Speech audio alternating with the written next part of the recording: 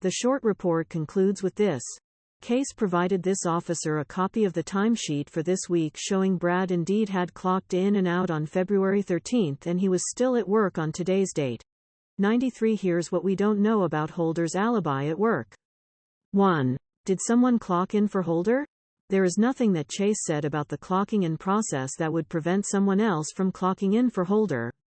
Whether Holder was actually at work on February 13, 2017, could have been better vetted by simply talking to Holder's workmates that would have been on the job site on February 13, 2017, to determine if they remember Brad Holder being present at work on February 13.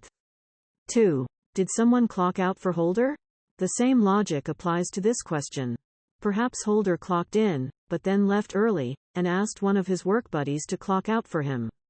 It is unknown whether Odinites worked alongside Holder at the landfill, as it appears that Deputy Rogers did very little investigative work on this very important topic of Holder's alibi, nor did anyone at Unified Command provide instructions for law enforcement to fully investigate every aspect of Holder's alibi. 3. Did Chase actually watch the video?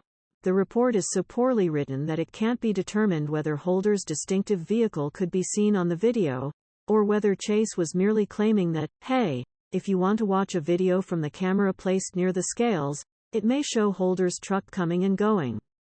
4. Did anyone in law enforcement watch the video alluded to by Chase, and if so, what did they see? It is quite maddening that the report refers to the possibility that a simple review of a video could determine whether Holder's junky, red truck with a G on its front bumper was seen coming and going on February 13. However, the fact is that this report does not inform anyone of whether law enforcement ever viewed this video. It would be presumed that if the deputy did watch the video, he would have memorialized it. 5. Even if Holder's truck was viewed on the video, was Holder the person driving the truck as it arrived at the worksite? Perhaps the video would be able to show the image of the person driving the truck to see if it was Holder. 6. Even if Holder's truck was viewed on the video, was Holder the person driving the truck as it left the worksite? In the event that Holder wanted to appear showing up for work, but then left early in someone else's vehicle. Who picked Holder up at the site? To get to Delphi in the early afternoon, it would be important to know who was driving the truck when it left the property. It is only 24.3 miles or 32 minutes from Buffalo, Indiana to Delphi, Indiana. 94. Even if Brad Holder actually clocked out at 2:45 p.m., he could have been in Delphi before 3:15 p.m. If Holder left at noon and had a buddy of his clock him, Holder, out a couple of hours early to create the illusion that Holder was there all day, then Holder could have been on the trail by 1 p.m. This is why watching the video and interviewing employees who worked alongside Holder would have been a critical step to take in the investigation. Asking simple questions to his workmates like, did Brad leave for any period of time? Did Brad leave early? Was Brad even here? There is no excuse at all for failing to interview employees and for failing to watch the video. These failures leave open the real possibility that Brad Holder's alibi cannot be trusted without further vetting. Did police ever consider that Brad Holder convinced his minions to abduct and participate in sacrificing the girls until he arrived? Evidence supports this theory, including a sketch of a man observed milling around the high bridge near the spot of the famous video. That sketch resembles Elvis Fields, even Trooper Purdy can't deny that fact. Charles Manson did not serve a prison sentence for actually being the person that stabbed Sharon Tate 16 times. Manson's minions committed the heinous acts. Was it ever considered that Holder had devised the plan to kill those girls and used others to do his bidding? According to Unified Command's Jerry Holman, it was considered, but there's no evidence. We have no evidence indicating that he was commanding people to go kill people. 95. Then Holman commented on this very serious topic. I mean, ask Richard Allen if Brad Holder told him to go kill the girls. I mean, you guys communicate with the guy that killed the girls. 96. Holman's comment offers insight into Holman's mind-blowing lack of curiosity and his limited investigative skill set. Holman's refusal to consider whether evidence supported the possibility that Holder was directing minions is par for the course of what the defense has learned from a review of the evidence. Since Holman is still not interested in facts that support the possibility or even likelihood that Holder was directing others to participate in the crime, here are a few pieces of support the premise that Holman and Liggett and all of Unified Command either recklessly or intentionally ignored. 1. Brad Holder was from Logansport, Indiana, close to Delphi. 2. Patrick Westfall was from Delphi, Indiana. 3. Johnny Messer was from Rushville, roughly 125 miles from Delphi. 97. 4. Elvis Fields was from Rushville, roughly 125 miles from Delphi. 5. Rushville's Johnny Messer was a Vinlander, Odinite and good friends with fellow Vinlander, Odinite Brad Holder from Logansport. 6. Rushville's Johnny Messer was a Vinlander, Odinite and good friends with fellow Vinlander, Odinite Patrick Westfall from Logansport. 7. Rushville's Johnny Messer recruited for his Vinlander gang, all the time. 98. 8. Investigators learned that in the summer of 2016, Johnny Messer was recruiting men that lived in his Rushville apartment complex to attend Vinlander meetings. 99.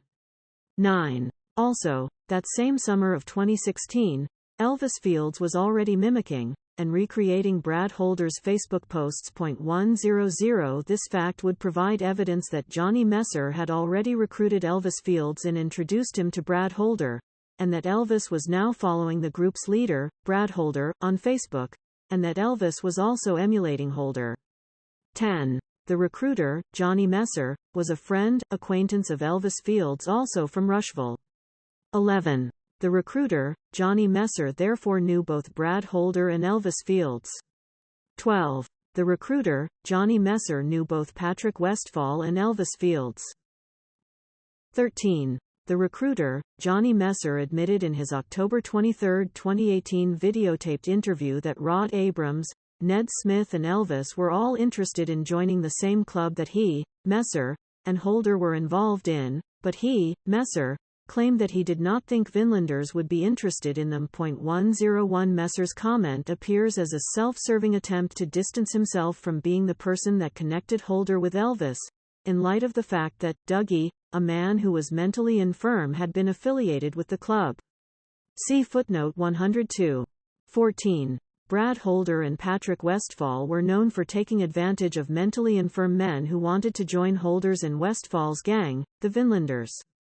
15. When mentally infirm men wanted to join Brad Holder's and Patrick Westfall's gang, they, Holder and Westfall, would take advantage of these men, including have these mentally infirm men perform tasks. 102.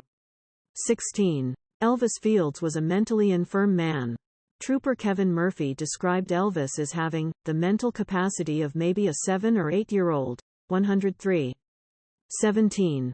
Evidence provided by law enforcement shows that Elvis Fields, 125 plus miles away and with no connection to Delphi or Logansport, was following Brad Holder on Facebook. 18. Evidence provided by law enforcement shows that Elvis Fields was not only following Brad Holder, but that Elvis was also emulating Brad Holder by taking the time to recreate Brad Holder's Facebook posts in the year leading up to the Abby's and Libby's murders. 19. Elvis's Facebook mimicking of Holder's posts may show that Elvis Fields was enamored of Brad Holder and also wanted to be a part of Holder's gang, Vinlanders. 20. Holder was known to prey on lower-functioning members of society and to take advantage of them, and Elvis was a lower-functioning member of society.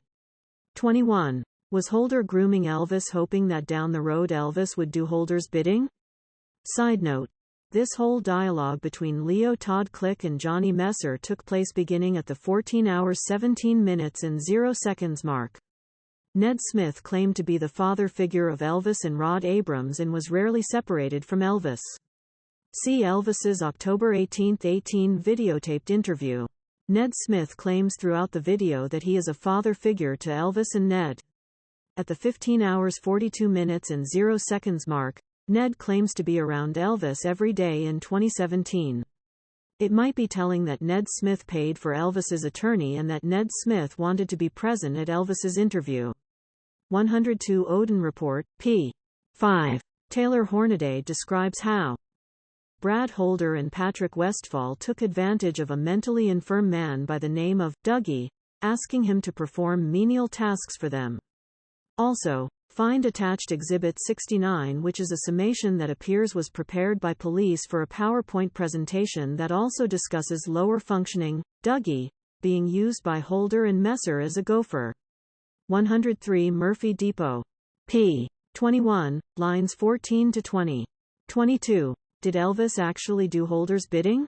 Evidence supports that Elvis did in fact do Brad Holder's bidding. 23. An eyewitness observed a man within a few hundred yards of the Monon High Bridge where the girls were abducted. That man looked like Elvis Fields. 24. The name of the eyewitness is Teresa Liebert. 25. Teresa Liebert lived on the same side of the Monon High Bridge, only 560 yards from the very place where the famous Down the Hill video was taken. 104. 26. A paved road, County Road 625 West, ends almost in front of Teresa Liebert's home. 27. However, that road turns into a private gravel road that continues toward the Monon High Bridge and services the home of Brad Weber. 28. Around 8:30 a.m. on the morning of February 13, 2013, Teresa Liebert observed a man on 625 West, near her house standing near mailboxes used by property owners nearby. Exhibit 126 is Liebert's affidavit covering paragraphs 26 to 41. 29. Teresa Liebert has never observed the homeowners walk to their mailboxes because of the distance from their homes to the mailboxes. The homeowners drive their vehicles to drop off and pick up their mail. 30. Teresa Liebert had never seen this man before. 31. Teresa Liebert was in the passenger side of a truck being driven by her husband, Dave Liebert. 32. The man Teresa Liebert observed was standing very close to the passenger side of the Liebert truck as they passed him. 33. Teresa Liebert, sitting higher in the truck, had a good view of this man's face as she passed him and noticed that the man appeared to be startled and concerned at being seen. 34. Teresa Liebert, in fact, turned to her husband and asked something like, "What do you think he's doing?" 35. After passing the man, and driving approximately 50 more yards to their driveway, the Lieberts exited the truck. 36. After exiting the truck, Teresa looked in the direction of where the man had been and noticed he was gone. 37. Teresa did not see him on the road at all. 38. Teresa believes the man had to immediately and intentionally hide after they passed him on the road, which would explain his sudden disappearance. 39. The only reason anyone would be walking down that dead-end road would be if they were lost or if they were going to see the Liebert family or the Weber family. 40. Teresa also remembers that the man she observed was wearing a canvas jacket that was nondescript in color but doesn't remember a hat. 41. Later, Teresa Liebert was asked to provide a description of the man's face that she observed that morning. She did provide the description. 42. The sketch of the man that Teresa Liebert observed that morning closely resembles Elvis Fields. 43. Even State Trooper Purdy had to admit that the Teresa Liebert sketch and the photo of Elvis Fields resemble one another. 105 Find attached the Teresa Liebert sketch, marked as Exhibit 71, and a photograph of Elvis Fields provided in discovery that Purdy was comparing with the sketch, marked as Exhibit 72. 44. After the girls were murdered, Elvis told his sister that he was now part of a gang, and had a brother. 45. Was the gang mentioned by Elvis Vinlanders, and was the brother Brad Holder? Again, these are the types of questions the monumentally inept Unified Command should have been asking. Trooper Jerry Holman indicated in his deposition that there was no evidence that Brad Holder may have directed others to kill the girls. As stated earlier, Holman even proclaimed that Holder was not even really a suspect. The defense disagrees. Sometimes it just takes a little digging, a little curiosity, and the ability to put pieces of a puzzle together. Very early on, multiple tipsters contacted law enforcement, via the tip line, requesting that Brad Holder be investigated as a suspect, but Liggett and Unified Command quickly cleared Holder as a suspect despite mounting evidence linking Holder to Abby Williams in the crime scene. Within days of the girls' ritualistic sacrifice, law enforcement started receiving tips from citizens who thought Brad Holder was possibly involved in the murder of the girls. For example, a report identified as DIN C00048 was submitted at 7:21 p.m. Eastern Daylight Saving Time on February 16, 2017. The narrative on this report stated the following. Father of Logan Holder, ex-boyfriend of Libby. Social media shows him a member of Vinlanders, posts of half-dead women and fascination with Gothic figures and symbols out of tree branches, emphasis added. This tip intake was shown as being evaluated by Delphi investigators only 10 minutes later, 7:31 p.m. Eastern Daylight Saving Time. The evaluator of that intake concluded that this tip required a lead. 2 days later, Tony Liggett himself at that time, approved the lead, therefore requiring further action be taken on that lead. Exhibit 45 was previously submitted as an unredacted copy of this document and was submitted confidentially. However, only 13 days later, Liggett would change his mind as to the importance of Brad Holder as a suspect. On March 1, 2017, at 4:27 p.m. Eastern Daylight Saving Time, a report identified as DIN C002503 was reviewed by Liggett. DIN C002503 was a local police report that was almost a word-for-word regurgitation of an FBI report discussed below. At the end of DIN C002503, Liggett concluded that, no leads required. This means that after reviewing the contents of DIN C002503, Liggett was not interested in following up on Brad Holder as a lead. Exhibit 37 is an unredacted copy of this document, filed confidentially. On February 17, 2017, the FBI interviewed Holder at the Delphi Police Department. The turnaround on interviewing Brad Holder was very quick as only 3 days had passed since the girls were found murdered. Attached is Defense Exhibit 73, which is the FBI report that memorialized that interview. According to the report, the less than sick greater than below is an interview summary. It is not intended to be a verbatim account and does not memorialize all statements made during the interview. Communications by the parties in the interview room were electronically recorded. The recording captures the actual words spoken.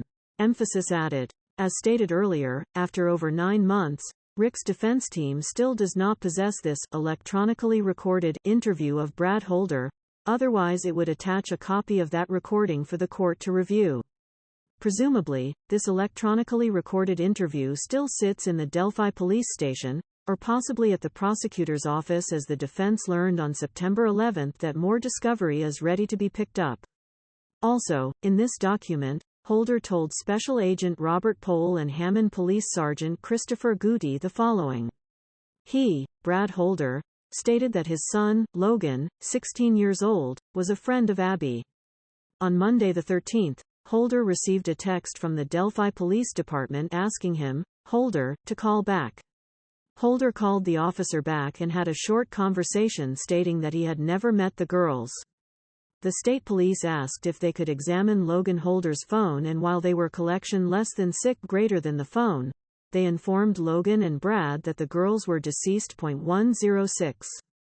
Holder stated that he visited Delphi every weekend to hang out with his friend Patrick Westfall. 107. Westfall lived in Delphi and was a friend of Holder in the Army. Holder and Westfall served in Afghanistan together. When Holder would go to Westfall's house, he would bring his son Logan. Logan and Westfall's son would generally go to Canal Park and play basketball. Holder believed that this is when Logan would contact Abby. Holder never actually met Abby himself, and he believed that Logan only actually met her one time as they attended different schools. Holder knew Logan to communicate with her on the internet with his phone. Holder provided Westfall's phone number as XXXXXXXXX. He also stated that Westfall suffers from post-traumatic stress disorder and is on disability. Holder continued to state that he and Westfall started a tribe of Asatru followers. Asatru was described as a warrior religion popular with members of the military. Holder, Westfall and Westfall's girlfriend, Rachel Miller, host Asatru meetings every Sunday at Westfall's house.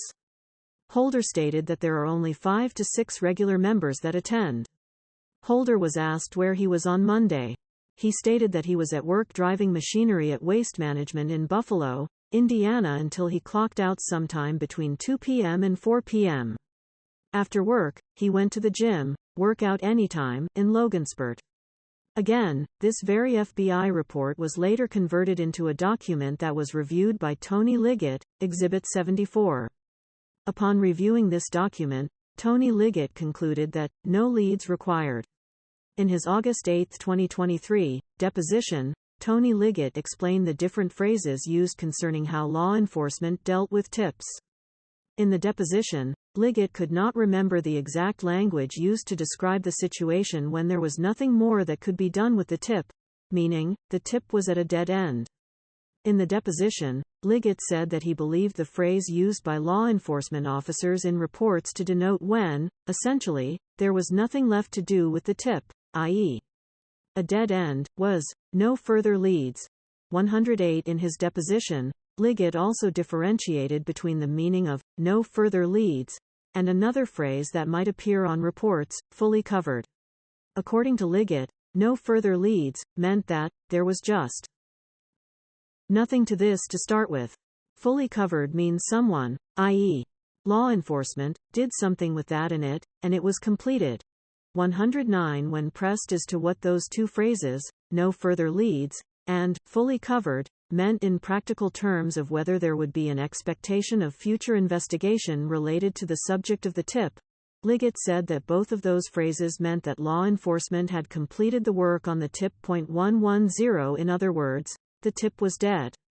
It is obvious between Liggett's deposition and the language Liggett used in DIN COO 2503, no leads required, that he, Liggett, had concluded that there was no further investigation needed of Brad Holder at that time because, as he said in his deposition, there had been nothing there from the beginning that needed investigating concerning Holder. Meaning, no more work to be done. No more investigation to be conducted concerning Brad Holder. Nothing to see here. Holder had an alibi. Please look at the next suspect. On March 1, 2017, Liggett essentially gave up on investigating Brad Holder because of Holder's purported alibi. At the time that decision was made, it was known that Brad Holder was a proud Odinite who loved to post about the pagan religion of which he was a part. It was also known that he used sticks and tree branches to form patterns similar to those left behind at the crime scene.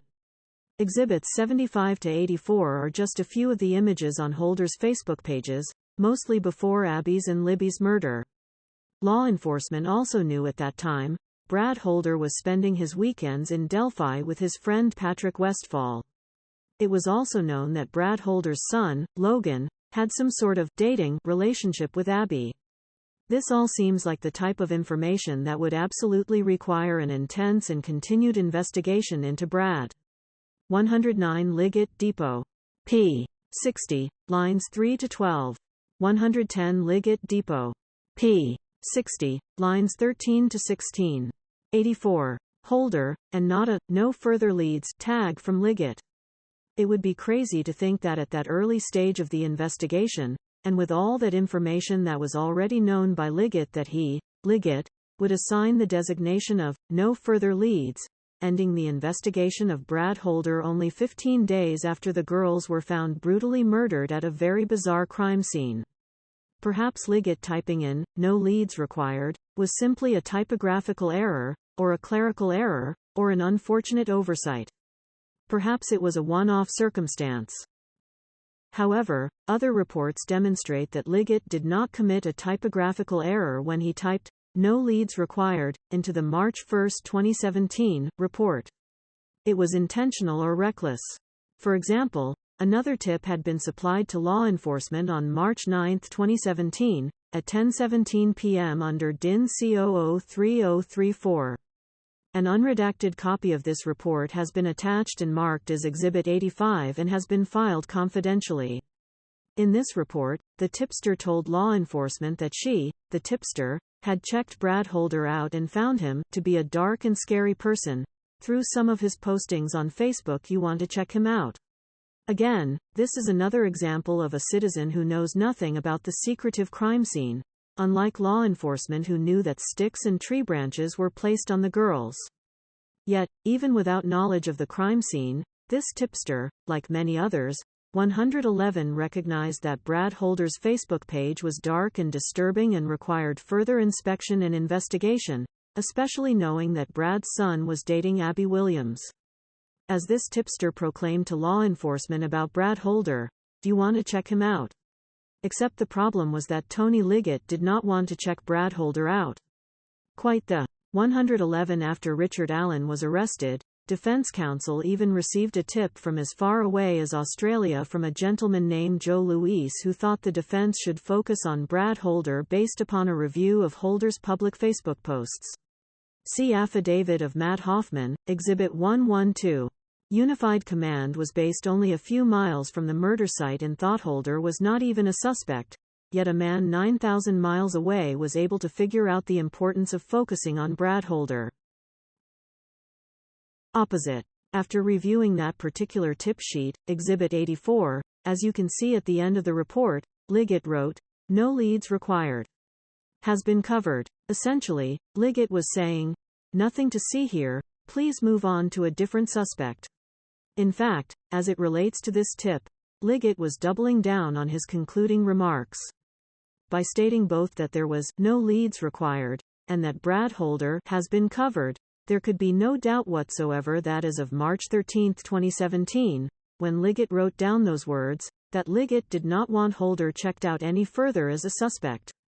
Did Liggett's refusal to investigate influence other law enforcement officers to clear Brad Holder as a suspect? Yes. On March 14, 2017, a tip came in identified as CJISC003175. An unredacted version is attached and marked as Exhibit 86 and filed confidentially. The tipster in CJISC003175 let law enforcement know that he, the tipster, had reviewed Brad Holder's Facebook page and posts and felt that Brad Holder put off a bad vibe. This lead was evaluated by Kevin Hammond, who was a member of Unified Command along with Liggett and Holman. Kevin Hammond wrote in his evaluation, "No leads required. Brad Holder has been cleared." Again, any even moderately curious human being would have looked at Brad Holder's Facebook page, compared images on Brad Holder's Facebook page to the crime scene and then considered that Brad's son was dating Abby and that Brad was a part of what appeared to be a religious cult and thought, "Wow, this is a guy we better investigate." Instead, Hammond followed Liggett's lead. In the system, Liggett had already cleared Holder. So that is exactly what Hammond did when entering his findings into the system. Now, two members of Unified Command, Tony Liggett and Kevin Hammond, had both disregarded the already mounting evidence that possibly pointed the finger at Brad Holder. Both Tony Liggett and Kevin Hammond had stopped the investigation into Brad Holder dead in its tracks by claiming that Brad Holder had been cleared as a suspect only 4 weeks after the girls were murdered. Did anyone other than local law enforcement clear Brad Holder as a suspect early on? Yes. On March 19, 2017, at 11:23 a.m. Eastern Standard Time, another tip came in that believed Brad Holder sounded like the man on the famous audio released by law enforcement. An unredacted copy of this tip sheet, identified as CJISC003669, is attached and marked as Exhibit 87 and filed confidentially. This time, it was FBI agent Michael Peasley, following the lead of Liggett, which indicated at the bottom of that report that Holder had been cleared. On April 14, 2017, another tip came in claiming that Brad Holder had changed his appearance following the girls' murders. This tipster further indicated that Holder even attended the girls' funeral, and that although he typically did not wear glasses, he was wearing glasses at the funeral. This unredacted report, identified as CJIS 262, is marked as Exhibit 88 and filed confidentially. Although other tip sheet reports exist that tell a similar story, the defense offers up one last report related to Brad Holder. On August 14, 2017, at 12:59 p.m., a woman contacted police. The report memorialized the tip as follows. 2 women posted to a Facebook group that Brad Holder was responsible for the homicides. The tipster saw this post and told the police the contents of that post. The tipster went on to summarize what she read. Holder is a pagan, murdered the girls as sacrifices, and left an F on the victims' bodies. Holden's son, Logan, is Abigail's ex-boyfriend. 112, emphasis added. Obviously, the F left at the crime scene was not left on the girls' bodies, but rather on the tree, painted using Libby's blood. However, how would this information concerning the letter F have even been known for anyone to talk about? A curious person might ask. Could it be that someone who participated in the murders had talked about the crime scene with someone, who then talked to someone else, slightly mixing up the facts as the story passed from person to person? Law enforcement should have viewed this tip as something extraordinarily important because it was a tip that provided secretive information about the crime scene not known by the public. This information about an F being left at the scene was not only unavailable to the public, but there is no evidence that it was being discussed on the internet. This tipster could have been interviewed. The Facebook group members could have been interviewed.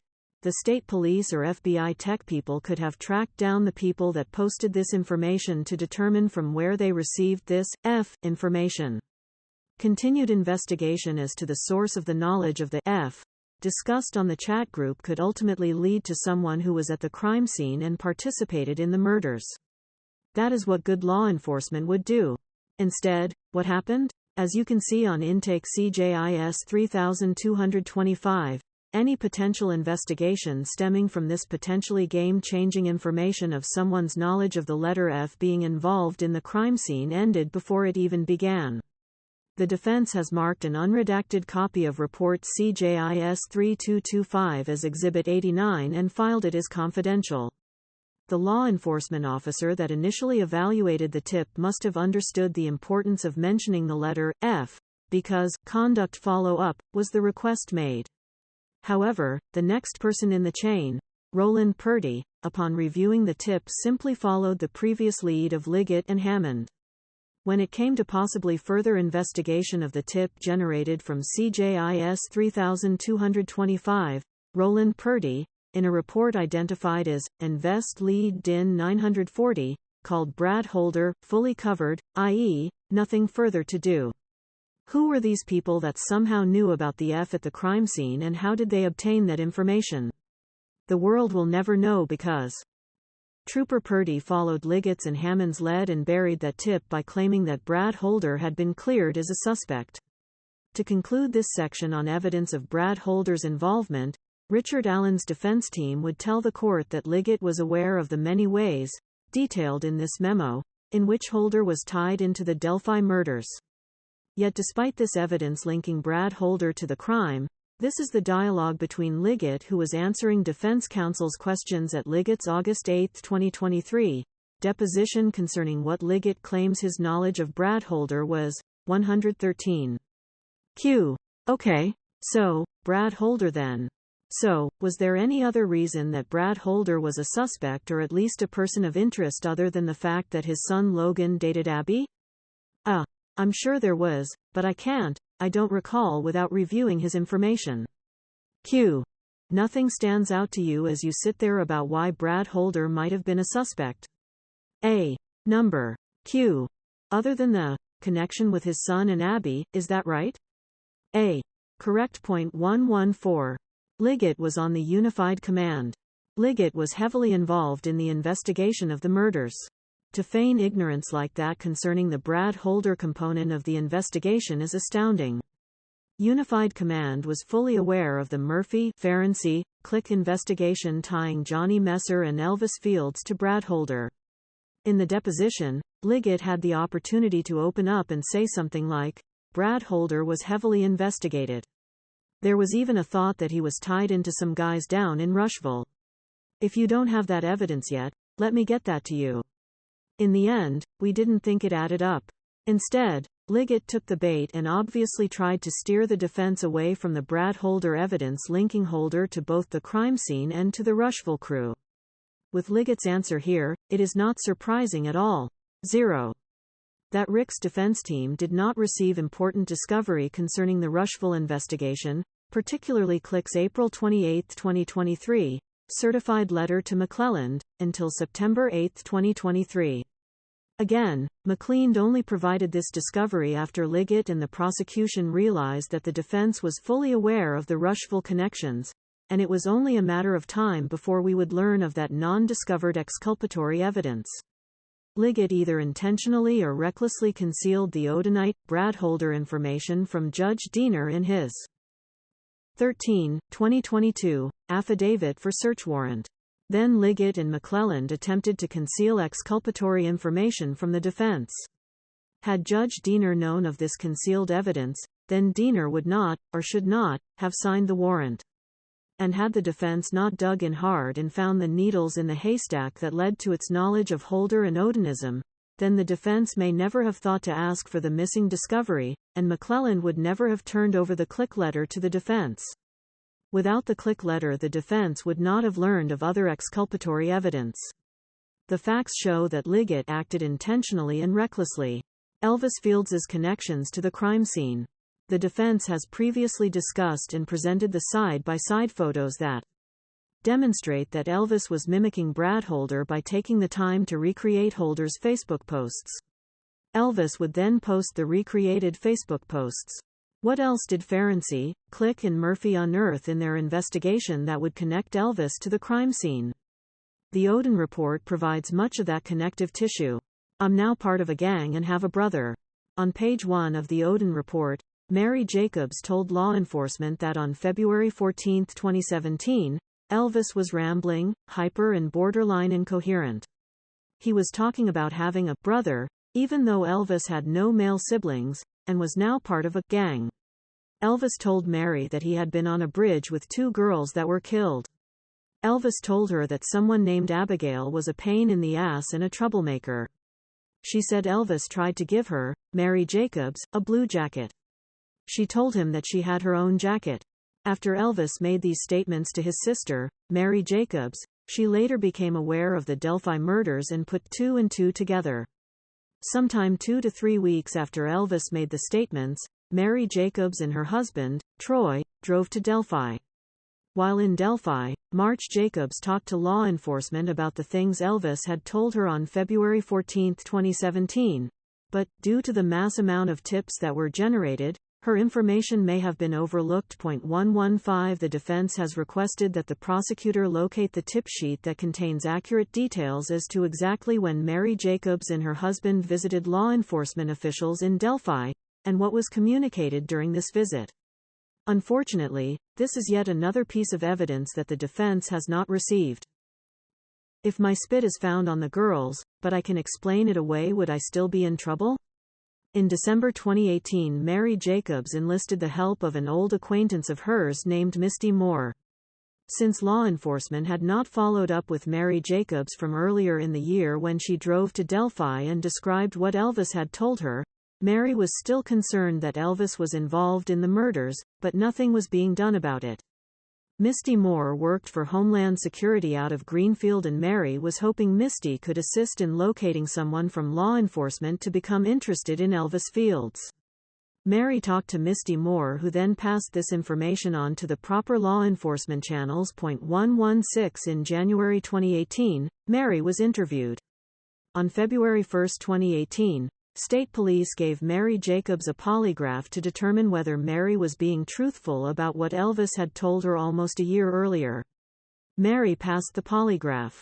More on that later. Based upon what Mary Jacobs had told law enforcement in January 2018, and based upon Mary Jacobs passing a polygraph in February 2018, law enforcement interviewed Elvis on February 27, 2018. This interview was videotaped, but the defense team just received this video on September 8, 2023. Jerry Holman from Unified Command conducted this interview of Elvis. Kevin Murphy was also present. During this interview, Elvis agreed to take a mouth swab that would be used for DNA. Jerry Holman and Kevin Murphy, both with the state police, explained the purpose of the mouth swab with Elvis, so Elvis was aware that the DNA from this mouth swab would be compared to any DNA from the crime scene. At the conclusion of the interview, Trooper Murphy dropped Elvis off at his trailer. As described on page 1 of the Odin report, after Elvis exited the police vehicle and walked toward his trailer, Elvis turned around before entering his house and walked back to Trooper Kevin Murphy's vehicle. When Elvis came near the squad car, Elvis posed. The question to Murphy: what would happen if his, Elvis's, spit is found on one of the girls, but he, Elvis, has an explanation? Would he still be in trouble? Elvis then walked back to his trailer. 117 Upon hearing that troubling but incriminating comment, Trooper Murphy immediately called Unified Command and communicated with Detective J. Harper. 118 On August 22, 2018, Elvis's other sister, Joyce Moffett, was interviewed by law enforcement officers Kevin Murphy and Greg Ferenczi. On 2 previous occasions Joyce had denied that Elvis had made incriminating statements to her. 119 However, in this third interview, Joyce reluctantly recounted to Ferenczi and Murphy statements that Elvis had made to her in the fall of 2017. According to Joyce Moffett, sometime in the fall of 2017, Elvis Fields moved in with her, Joyce Moffett, following the death of her boyfriend. 120 Joyce recounted the following statements Elvis made to her in the kitchen in October 2017, at a time when they were living together under the same roof. I am in a lot of trouble. I am going away for a long time. I was on that trail and that bridge with those girls when they were murdered. There were 2 other people there with me when it happened. I spit on one of the girls, after they were killed, emphasis added. Not only did Elvis make the incriminating statement about going away for a long time and being on the trail where the girls were murdered, but Elvis also confirmed to Joyce that he had indeed spit on one of the girls. Although Elvis reassured Murphy that he, Elvis, would be able to explain the spit, it is unknown at this point if Elvis has provided that explanation. Elvis lied to police, claiming he did not know Johnny Messer, even though Johnny Messer said he not only knew Elvis, but that Elvis was interested in joining Messer's and Brad Holder's Vinlander crew. Also stated that both he and Elvis had their phones with them. When told that law enforcement would check cell phone records to see if Rod was actually at the hospital in Muncie, Rod explained that hospitals cut cell reception on phones because they interfere with hospital equipment. So, their phones probably would not show that they were at the hospital in Muncie. 128 In supplement number 542, Joyce Moffett interview, provided in Discovery, handwritten notes, presumably of law enforcement state the following: Fields, Ned Smith, Rod Abrams, not in Muncie on February 13, 2017 at hospital. This was the conclusion of law enforcement, and obviously Rod Abrams's ridiculous statement that their phone records would not confirm that their phones were at the hospital because of hospital equipment is common sense evidence that Rod Abrams was lying as well. The phone problem. On February 13, 2017, phone records apparently show that Elvis's phone stayed in the same place in Rushville from approximately 10:30 a.m. until approximately 7:30 p.m. 129 Phone records also show that Elvis, for some reason, did not use his phone whatsoever for roughly 9 hours. Elvis told law enforcement that he usually kept his phone on him. 130 As stated in the previous paragraph, Rod Abrams stated that Elvis had taken his phone to Muncie to visit the mystery friend at the hospital. However, phone records show that Elvis's phone was in Rushville during that time frame. The phone problem is twofold. 1. Elvis's phone remaining at his home for roughly 9 straight hours conflicts with Rod Abrams' professed alibi for Elvis, Ned Smith, and Rod Abrams. 2. In today's day and age, it would seem highly unlikely that Elvis simply did not pick up his. In his June 2018 interview, Elvis unequivocally denied knowing the recruiter, Johnny Messer. 121 However, in his October 2018 interview, Johnny Messer tells a different story. In that October 23, 2018, interview, Johnny Messer states that Elvis lived with his, Johnny's, uncle Billy Messer. Johnny Messer further stated in that interview that he, Johnny Messer, would take firewood to his uncle's home during the winter that Elvis was living with Billy Messer. Most importantly, Johnny mentions that Elvis, Elvis's boss, and self-described father figure, Ned Smith, and Elvis's roommate Rod Abrams all were interested in joining Johnny Messer's Vinlander Club. Remember, Brad Holder was also affiliated with that club. However, Johnny Messer claims that the Vinlanders would not be interested in the likes of Elvis, Rod Abrams, and Ned Smith. The importance of Elvis lying to police about knowing Johnny Messer cannot be understated. Elvis had to know that if he, Elvis, was connected to Johnny Messer, then he, Elvis, would eventually be connected to Brad Holder. It should again be noted that it is interesting that Ned Smith pursued an attorney for Elvis and that Ned Smith wanted to sit in on Elvis's October 2018 interview with police. In doing so, Ned was able to learn what type of questions were being asked of Elvis and provided Ned the ability to end the interview if Elvis started saying anything incriminating to Elvis, Ned, or Rod Abrams.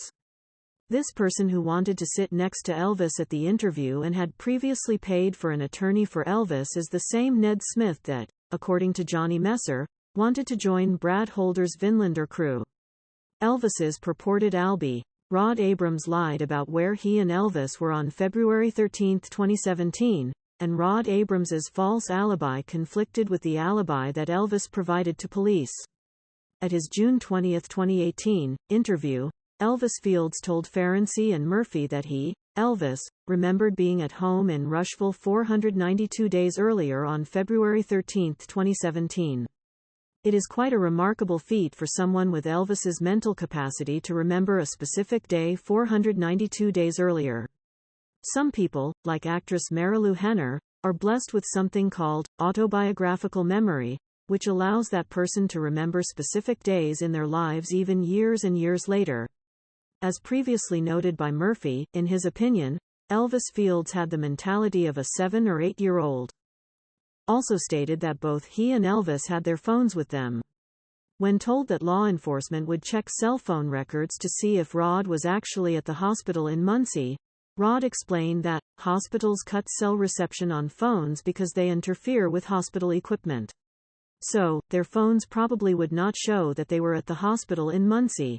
128 in supplement number 542, Joyce Moffett interview, provided in Discovery, handwritten notes, presumably of law enforcement state the following: Fields, Ned Smith, Rod Abrams, not in Muncie on February 13, 2017 at hospital.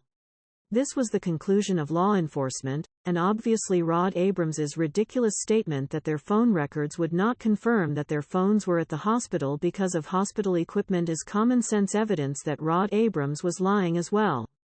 The phone problem. On February 13, 2017, phone records apparently show that Elvis's phone stayed in the same place in Rushville from approximately 10:30 a.m. until approximately 7:30 p.m. 129 phone records also show that Elvis, for some reason, did not use his phone whatsoever for roughly 9 hours. Elvis told law enforcement that he usually kept his phone on him. 130 as stated in the previous paragraph. Rod Abrams stated that Elvis had taken his phone to Muncie to visit the mystery friend at the hospital. However, phone records show that Elvis's phone was in Rushville during that time frame. The phone problem is twofold. 1. Elvis's phone remaining at his home for roughly 9 straight hours conflicts with Rod Abrams' professed alibi for Elvis, Ned Smith, and Rod Abrams. 2. In today's day and age, it would seem highly unlikely that Elvis simply did not pick up his phone for roughly 9 hours, especially when Elvis claimed that he usually kept his phone with him. The takeaway for any curious investigator would also be at a minimum twofold. 1. Rod Abrams lied about being in Muncie, but Elvis forgot to stick with that lie. 2.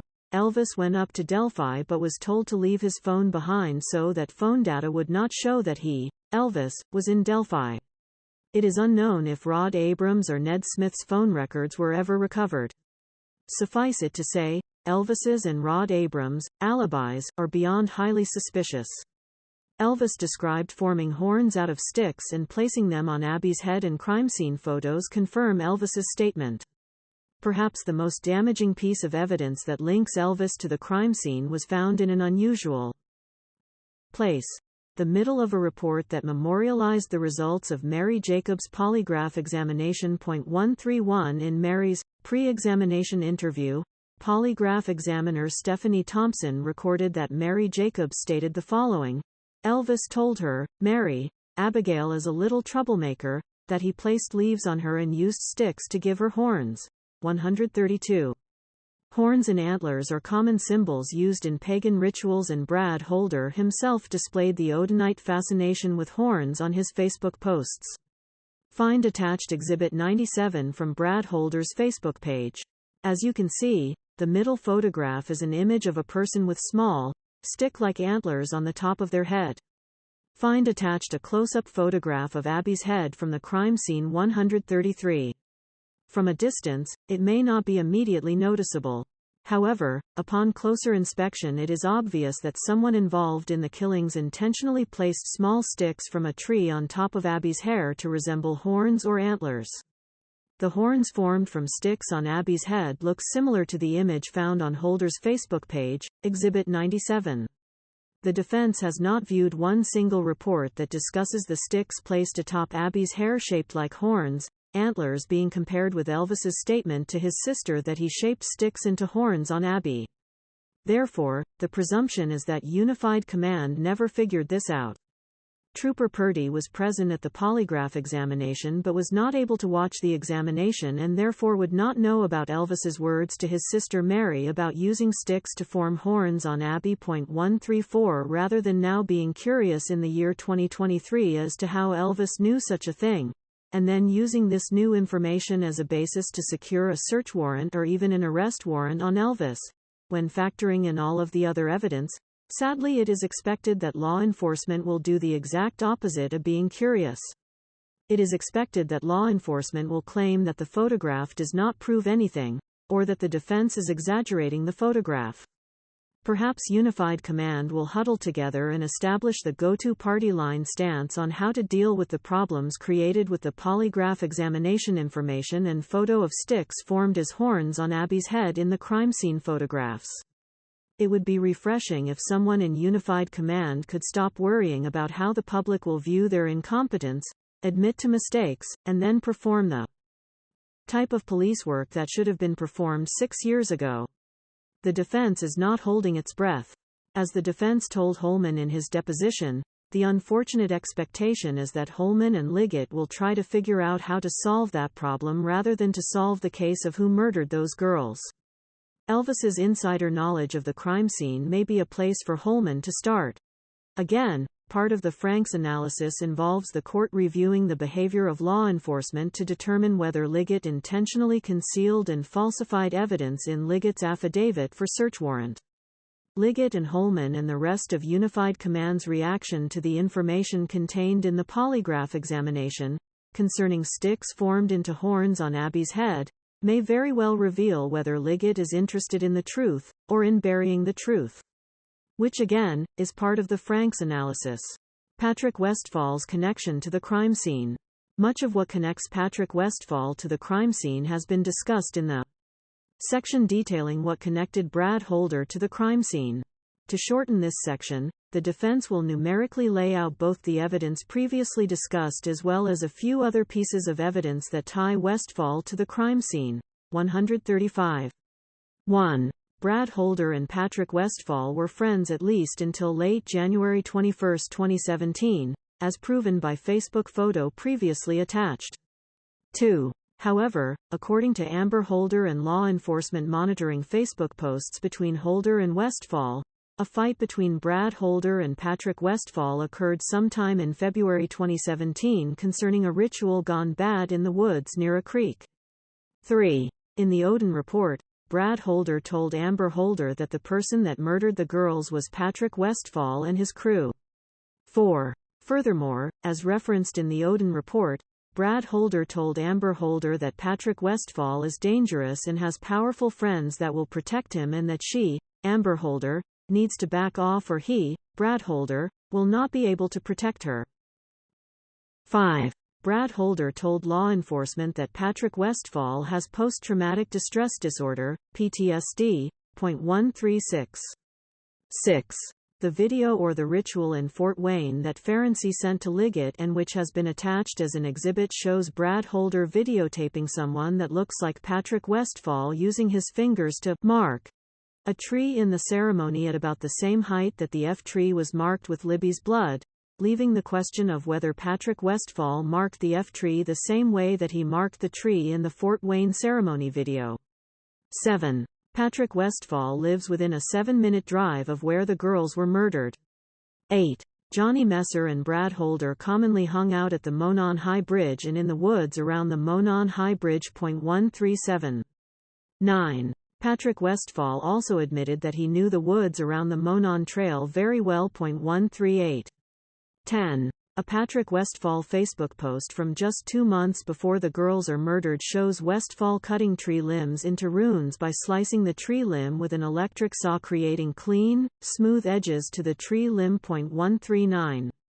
11. In that Facebook post, Brad Holder is commenting, "Cutting runes." 12. At the crime scene, one of the tree limbs placed on Abby has its ends sliced cleanly and smoothly, similarly to the way that Patrick Westfall is slicing the tree limbs in Exhibit 98.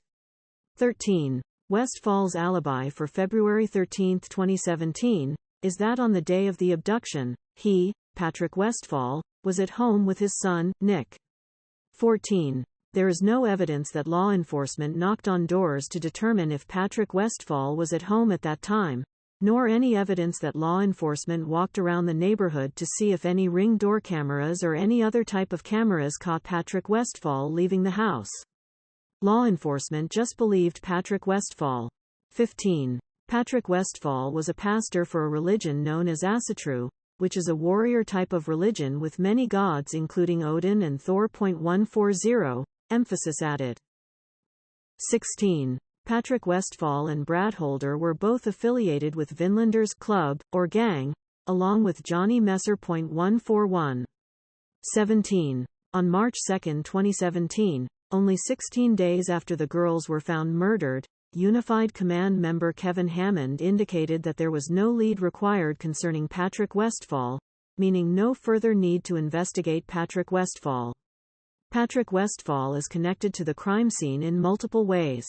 It is unknown if Brad Holder threw Patrick Westfall under the bus to Amber Holder in order to take the stink off of himself, Brad Holder, or if Brad Holder knows that Westfall murdered those girls and then marked the tree like he did in the Fort Wayne ceremony.